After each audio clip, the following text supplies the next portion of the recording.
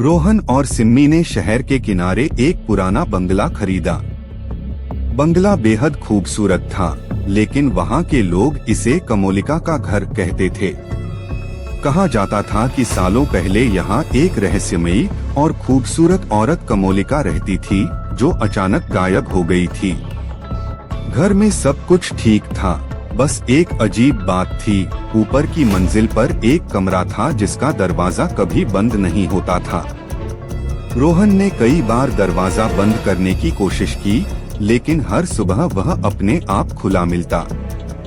एक रात सिम्मी को लगा कि किसी ने उसके कानों में धीरे से फुसफुसाया, मेरा कमरा मत बंद करना। सिम्मी घबरा गई। उसने सोचा कि यह सिर्फ उसका वहम होगा, लेकिन अगली रात दरवाजे पर किसी के चलने की आवाज आई। उसने रोहन को जगाया, लेकिन रोहन ने उसे मजाक समझा।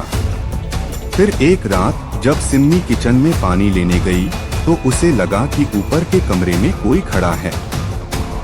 उसने हिम्मत जुटाई और ऊपर गई। दरवाजा आधा खुला था, अंदर हल्की रोशनी थी।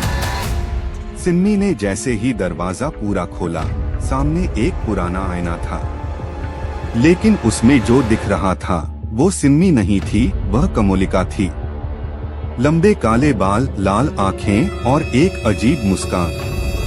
कमोलिका ने धीरे से कहा, अब मैं बाहर आऊंगी और तुम मेरी जगह रहोगी। सिम्मी ने घबराकर दरवाजा बंद करने की कोशिश की, लेकिन दरवाजा अंदर से खुद ब खुद बंद हो गया। उसकी चीख पूरे घर में गूंज उठी। अगली सुबह रोहन ने कमरे का दरवाजा खोला, लेकिन अंदर सिम्मी नहीं थी। बस आईने पर खरोचों से लिखा था, मैं अब बाहर हूँ। रोहन ने नीचे देखा तो किचन में सिम्मी खड़ी थी, लेकिन उसकी मुस्कान कुछ अलग थी। क्या वह सच में सिम्मी थी या कमोलिका वापस आ चुकी थी?